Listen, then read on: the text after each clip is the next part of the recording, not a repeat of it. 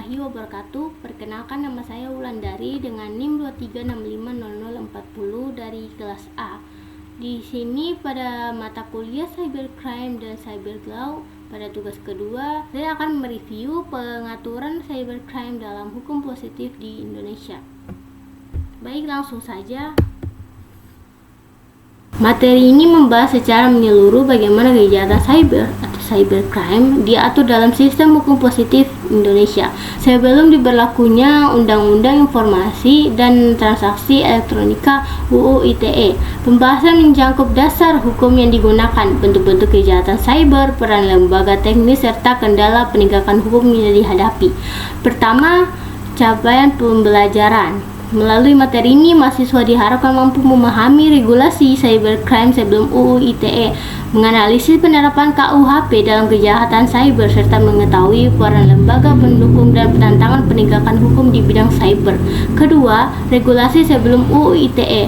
Sebelum adanya UU ITE, Indonesia belum memiliki aturan khusus mengenai cybercrime. Penegakan hukum masih mengandalkan regulasi yang bersifat umum dan sektoral. KUHP digunakan sebagai dasar umum hukum pidana untuk menjerat berbagai perbuatan pidana di dunia maya. Selain itu, Undang-Undang Nomor 19 Tahun 2000 tentang hak cipta digunakan untuk menindak pelanggaran hak cipta, khususnya yang berkaitan dengan pembajakan program komputer.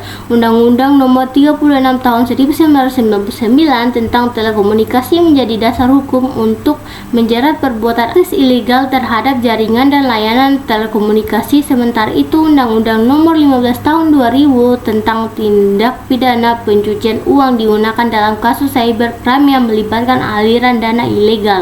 Pendekatan hukum ini bersifat parsial karena aturan-aturan tersebut tidak secara khusus dirancang untuk kejahatan berbasis teknologi digital. Akibatnya, karakteristik cybercrime seperti anonimitas pelaku, lintas yurisdiksi negara, serta penggunaan bukti elektronik belum sepenuhnya akomodasi sehingga kepastian hukum masih dibatasi. Selanjutnya, ketiga, penerapan KUHP pada cybercrime.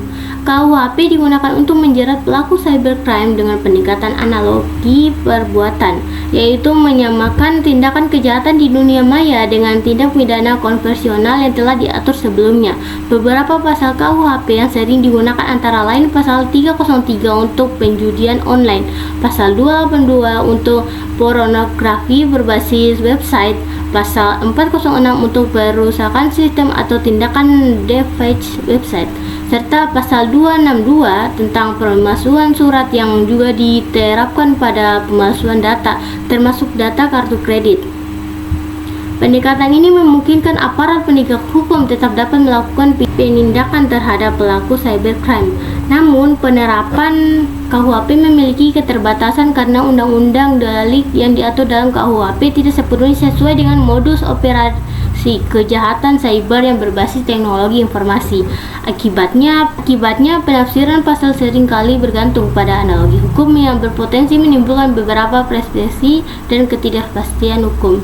4. IDCERT atau Indonesia Computer Emergency Response Team atau IDCER. Indonesia Computer Emergency Response Team merupakan lembaga yang berfokus pada penegakan insiden keamanan cyber di Indonesia. IDCER hadir sebagai respons terhadap peningkatan ancaman dan serangan cyber yang menargetkan individu, organisasi maupun infrastruktur penting. Keberadaan IDCER menegaskan bahwa penanganan cybercrime tidak hanya dilakukan melalui pendekatan hukum, tetapi juga membutuhkan pendekatan teknis yang tepat, terkoordinasi, dan berbagai keahlian teknologi informasi. Selanjutnya latar belakang lahirnya IDCER. Lahirnya IDCER dilatar belakangi oleh meningkatnya ketergantungan masyarakat terhadap teknologi informasi dan internet yang diiringi dengan semakin kompleksnya ancaman keamanan cyber. Sebelum adanya lembaga khusus, penanganan insiden cyber cenderung bersifat spondasi dan tidak terkoordinasi. Oleh karena itu, dibutuhkan suatu tim nasional yang mampu menjadi pusat koordinasi, pertukaran informasi, dan respon terhadap insiden cyber, baik di tingkat nasional maupun internasional. Selanjutnya, peran dan fungsi IDCER. ID Care berperan sebagai pusat kontak nasional bagi pelapor insiden cyber serta koordinator respons teknik terhadap serangan keamanan digital. Fungsi utama ID Care meliputi respons terhadap mitigasi awal untuk mengurangi dampak serangan, analisis teknik dan forensik yang guna mengidentifikasi sumber serta pola serangan, serta menyediakan peringatan dini terkait potensi ancaman cyber. Selain itu, ID Care juga berperan dalam meningkatkan kesadaran dan kapasitas keamanan cyber melalui kegiatan edukasi, pelatihan, serta menyusun rekomendasi teknis. Peran ID Care bersifat teknis dan preventif sehingga melengkapi proses penegakan hukum pidana cyber yang dilakukan oleh aparat penegak hukum. Selanjutnya, hubungan ID Care dengan kerangka hukum cyber Indonesia. ID Care memiliki hubungan yang erat dengan kerangka hukum cyber di Indonesia, khususnya dalam mendukung implementasi dan penegakan hukum terhadap kejahatan cyber. Meskipun ID Care bukan lembaga penegakan hukum, perannya sangat strategis dan menyediakan dukungan teknis yang dibutuhkan oleh aparat penegakan hukum dalam penangkapan kasus cybercrime. Dalam konteks hukum cyber sebelum UU ITE, ID Care berfungsi sebagai jembatan antara aspek teknis dan aspek yuridis. Informasi teknis, hasil analisis insiden, serta rekomendasi keamanan yang dihasilkan oleh ID Care dapat digunakan sebagai bahan pendukung dalam proses penyelidikan dan penyidik tindak pidana cyber. Dengan demikian, ID Care membantu mengurangi kesenjangan antara keterbatasan regulasi hukum dan kompleksitas teknis kejahatan cyber. Selain itu, ID Care juga berperan dengan mendukung pengembangan kebijakan dan regulasi keamanan cyber nasional melalui penyediaan data, tren, ancaman, dan evaluasi risiko keamanan digital. Peran ini menunjukkan bahwa ID Care tidak hanya berfungsi sebagai reaktif dan dalam menangani insiden, tetapi juga secara proaktif berkontribusi dalam memperkuat kerangka hukum dan tata kelola keamanan cyber di Indonesia. Selanjutnya, sertifikasi perangkat keamanan. Sertifikasi perangkat keamanan adalah proses formal untuk menilai dan memastikan bahwa produk teknologi seperti firewall, sistem operasi, atau aplikasi kriptografi memenuhi standar keamanan tertentu. Tujuan utamanya adalah memberikan jaminan objektif atau asurans kepada pengguna, baik individu, perusahaan, maupun instansi pemerintah, bahwa produk tersebut aman digunakan dan mampu melindungi sistem serta data dari ancaman cyber. Dengan adanya sertifikasi, ekosistem keamanan digital menjadi lebih kredibel dan dapat dipercaya, karena pengguna dapat menilai produk berdasarkan standar yang telah diakui secara internasional. Selanjutnya, tantangan utama sertifikasi perangkat keamanan. Pada problem sertifikat sering bergantung pada standar asing, standar keamanan yang berbeda-beda untuk pengguna yang berbeda, serta proses evaluasi yang kompleks dan memakan waktu. Masuk pada kebutuhan, diperlukan standar yang sesuai dengan berbagai jenis pengguna, sistem evaluasi yang transparan dan diakui internasional, serta sertifikasi yang selalu relevan dengan perkembangan ancaman cyber terbaru.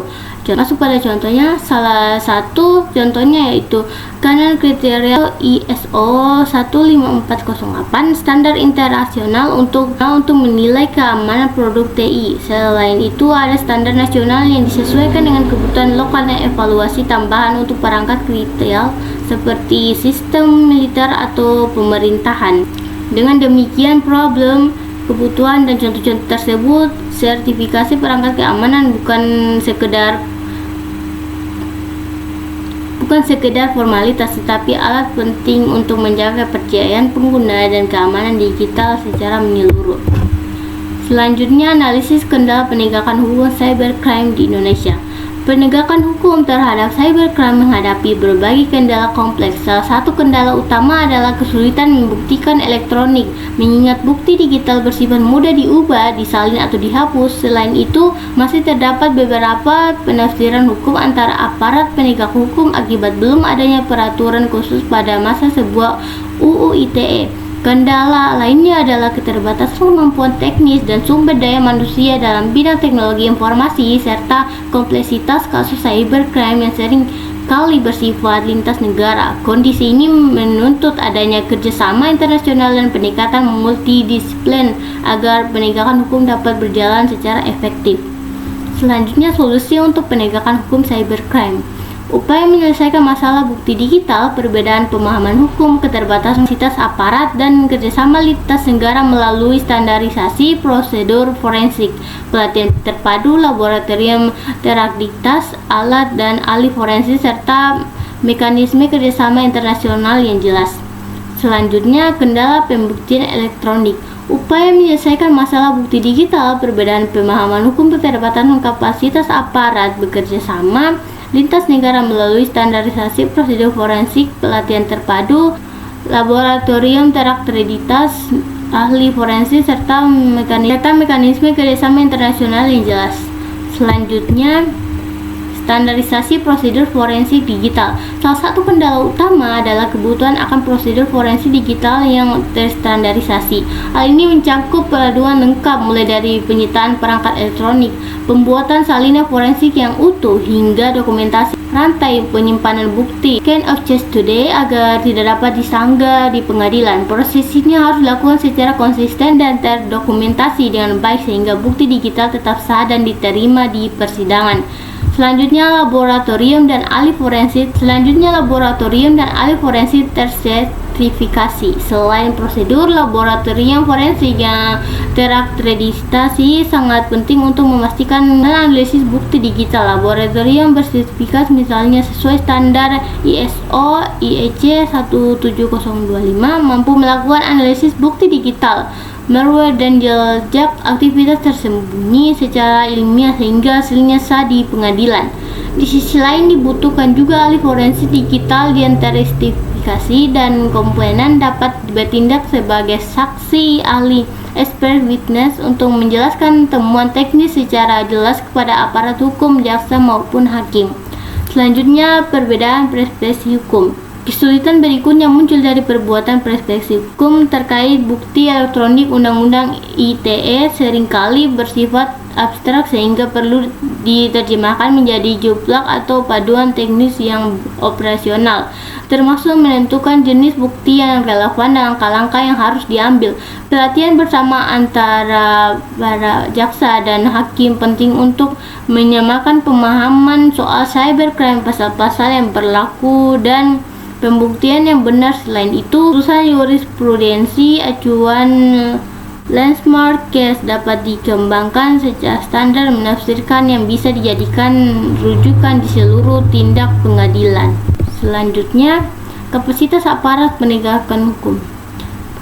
Kapasitas aparat penegak hukum juga menjadi kendala. Berdasarkan pelatih dasar cybercrime untuk seluruh penyidik diperlukan agar mereka menjadi garis pertahanan pertama yang kompeten dan mengamankan bukti digital.